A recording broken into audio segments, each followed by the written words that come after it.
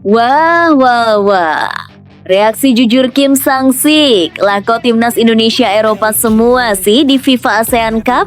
Kim Sang-sik pun dibuat auto ketar-ketir hingga melakukan pembelaan, saya tak takut jika timnas Indonesia balas dendam setelah kami kalahkan 0-3 di kandangnya sendiri. Kami Vietnam akan kalahkan lagi mereka meskipun skuad mereka sekarang berubah full Eropa. Wah, benarkah demikian? Mengejutkan publik, Gianni Infantino Presiden FIFA soroti serangan digital, kasus Justin Hubner jadi alarm keras untuk sepak bola Indonesia. FIFA menegaskan pentingnya melindungi pemain dari kekerasan, kebencian, dan berbagai bentuk serangan di ruang digital. Pesan yang disampaikan pun sangat jelas. Stop hate, protect football. Wah, benarkah demikian? Yuk simak video ini sampai selesai.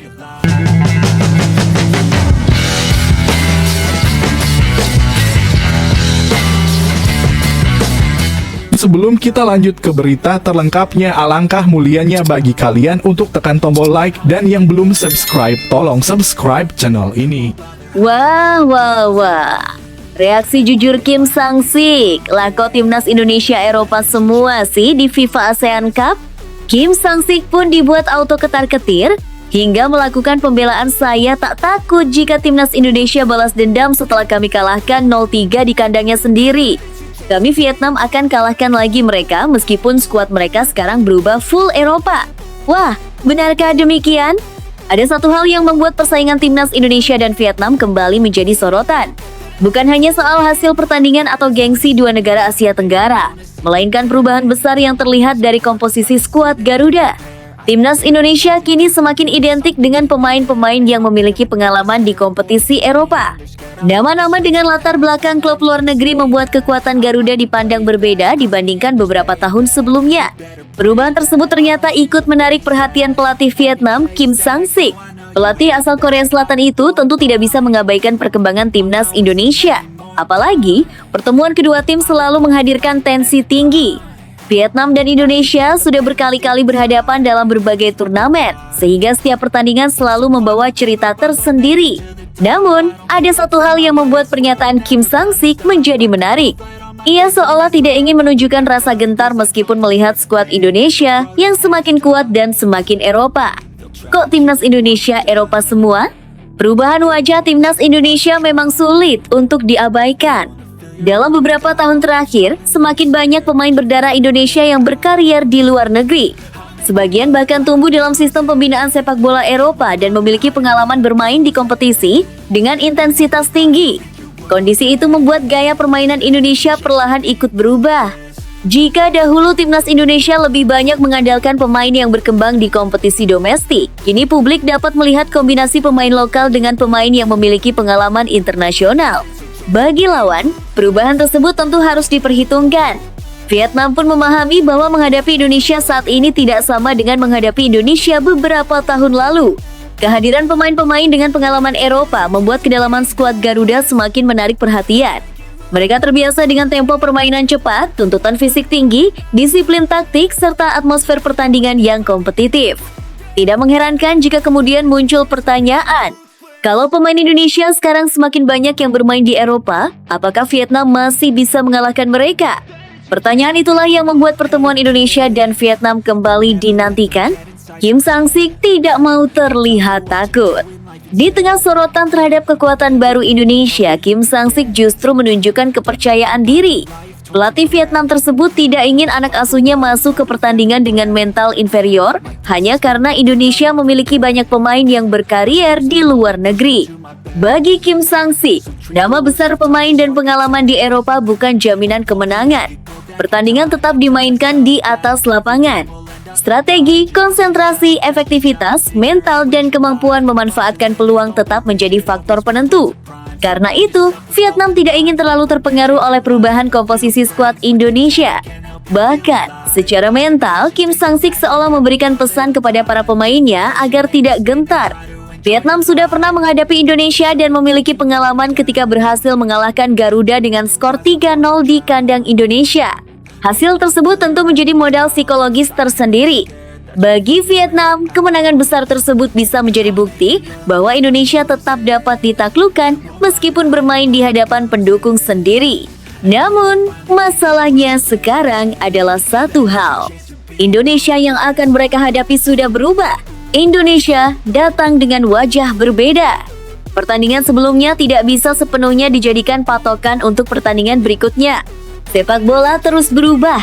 Pemain datang dan pergi, pelatih berganti, strategi berkembang, sementara mental sebuah tim juga dapat berubah hanya dalam beberapa bulan.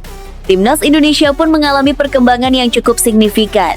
Kehadiran pemain-pemain yang memiliki pengalaman di kompetisi Eropa membuat Garuda memiliki karakter yang semakin berbeda. Mereka bukan lagi sekadar tim yang mengandalkan semangat dan dukungan puluhan ribu supporter. Indonesia mulai memiliki pemain yang terbiasa menghadapi tekanan di level klub dan pertandingan internasional. Inilah yang membuat pertemuan berikutnya berpotensi menghadirkan cerita berbeda. Jika Vietnam datang dengan kepercayaan diri karena pernah menang 3-0, Indonesia tentu datang membawa motivasi untuk membalas. Dan disinilah aroma rivalitas kembali terasa. Kami tidak takut Indonesia balas dendam. Bayangkan situasinya. Vietnam pernah menang 3-0 di kandang Indonesia. Kini, Indonesia datang dengan skuad yang lebih berpengalaman dan diperkuat banyak pemain dengan latar belakang sepak bola Eropa. Secara psikologis, situasi tersebut jelas membuat pertandingan menjadi semakin menarik. Namun, Kim Sang-sik tidak ingin anak asuhnya terjebak dalam ketakutan. Ia justru memberikan pernyataan penuh kepercayaan diri. Saya tak takut jika timnas Indonesia balas dendam setelah kami kalahkan 0-3 di kandangnya sendiri. Kami Vietnam akan kalahkan lagi mereka meskipun skuad mereka sekarang berubah full Eropa. Pernyataan tersebut tentu membuat duel Indonesia dan Vietnam semakin panas. Jika benar diucapkan dalam konteks persaingan kedua tim, kalimat itu menunjukkan bahwa Vietnam sama sekali tidak ingin mundur secara mental. Mereka ingin membuktikan bahwa perubahan besar yang terjadi di kubu Indonesia tidak otomatis membuat Garuda menjadi tim yang tidak terkalahkan. Pengalaman Eropa bukan jaminan menang. Ada satu hal yang perlu digarisbawahi. Pemain yang berkarir di Eropa memang bisa memberikan keuntungan bagi sebuah tim. Namun, sepak bola bukan sekadar tentang tempat seorang pemain bermain.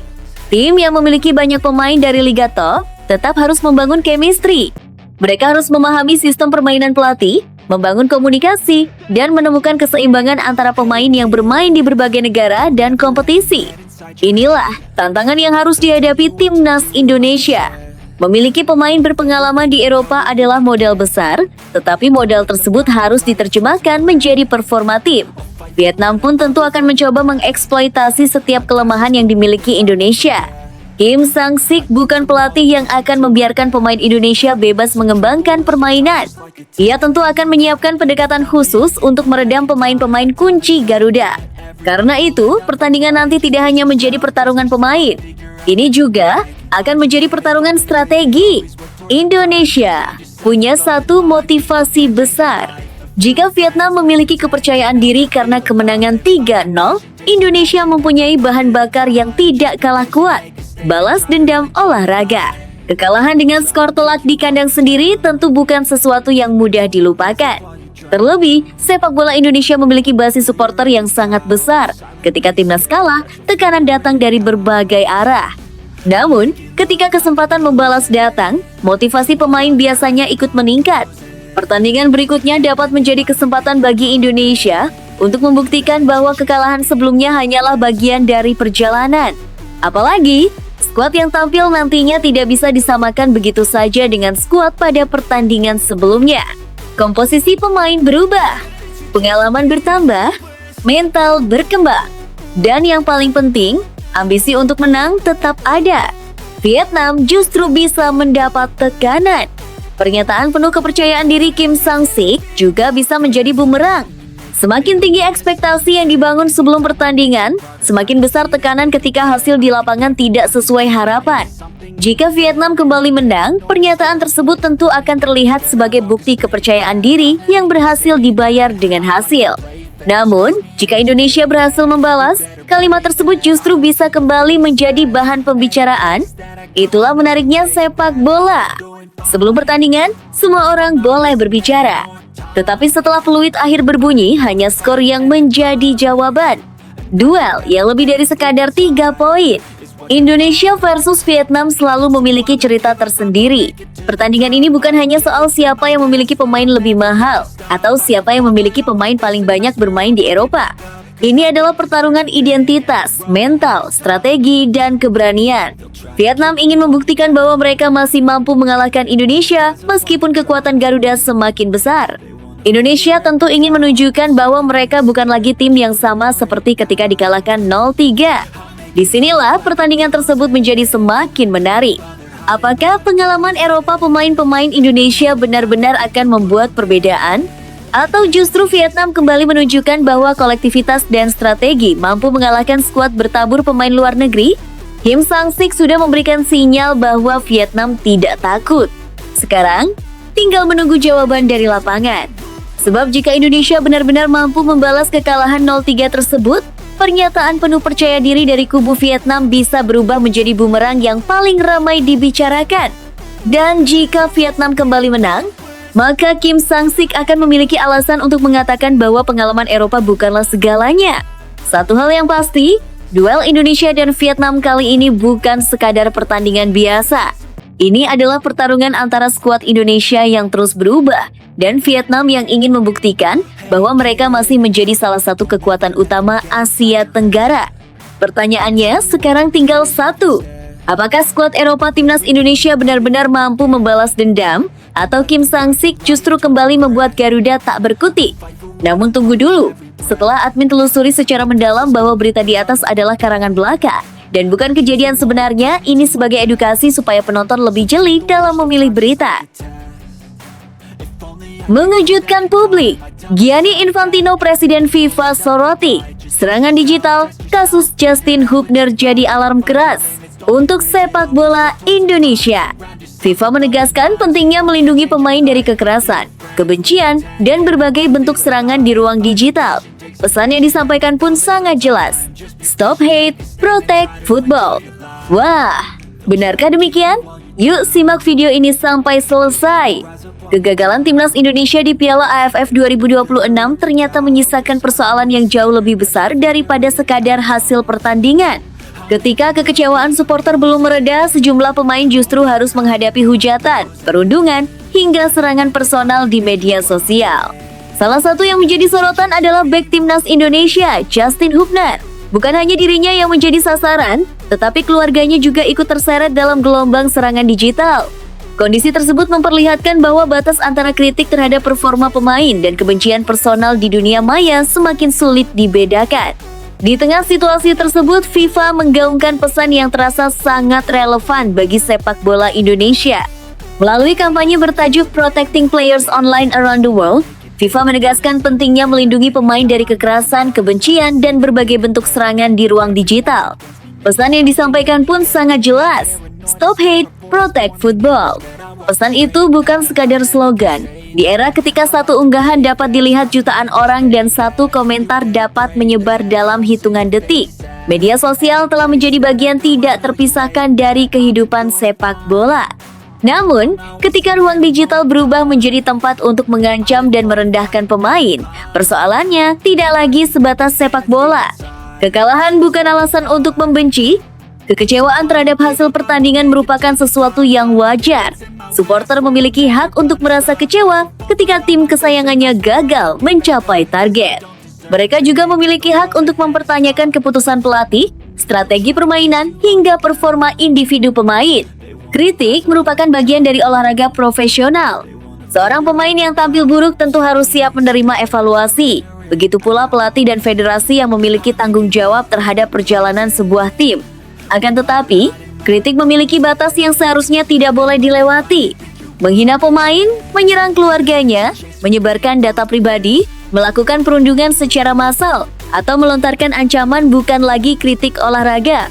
Di titik itulah masyarakat perlu membedakan antara mengkritik permainan dan menyerang manusia. Seorang pemain bisa saja salah mengoper bola, gagal mencetak gol, melakukan pelanggaran, atau tampil di bawah ekspektasi. Semua itu dapat dibahas dan dievaluasi. Namun, kesalahan di lapangan tidak menghilangkan hak pemain untuk mendapatkan rasa aman dan dihormati sebagai manusia. Kasus yang menimpa Justin Hubner menjadi gambaran nyata mengenai persoalan tersebut. Ketika kritik terhadap performa berkembang menjadi serangan terhadap kehidupan pribadi dan keluarga, dampaknya tentu jauh lebih berat.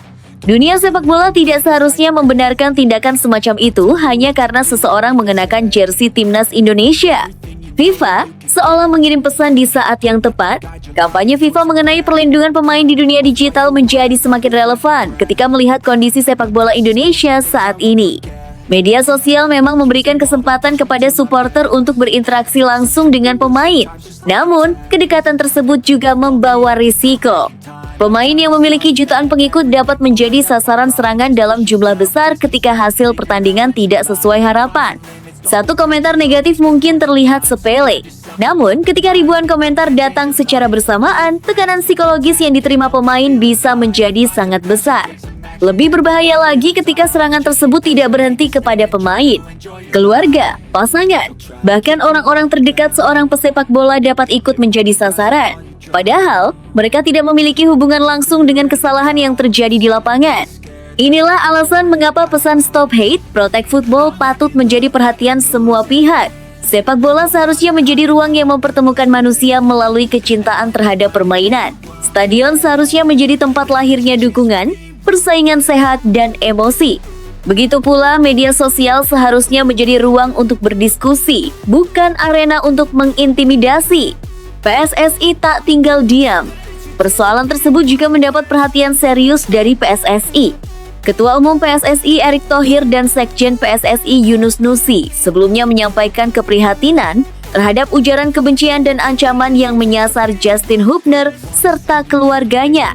PSSI menegaskan bahwa evaluasi terhadap timnas Indonesia tetap diperlukan. Namun, evaluasi harus dilakukan secara sehat dan bertanggung jawab. Yunus Nusi menyampaikan bahwa hasil di Piala AFF 2026 memang belum memenuhi harapan. Akan tetapi, kekecewaan tersebut tidak seharusnya berubah menjadi kebencian terhadap individu. Kami mengakui bahwa hasil di Piala AFF 2026 belum memenuhi harapan. Namun, evaluasi harus dilakukan dengan kepala dingin dan tanggung jawab, bukan melalui kebencian, ujar Yunus Nusi. Pernyataan tersebut menjadi penting karena sepak bola Indonesia memang membutuhkan budaya evaluasi yang lebih dewasa. Timnas tidak akan berkembang hanya dengan pujian ketika menang dan hujatan ketika kalah. Kemajuan justru lahir dari kemampuan untuk mengidentifikasi kesalahan, mencari solusi, dan memberikan kesempatan kepada pemain serta pelatih untuk memperbaiki kekurangan.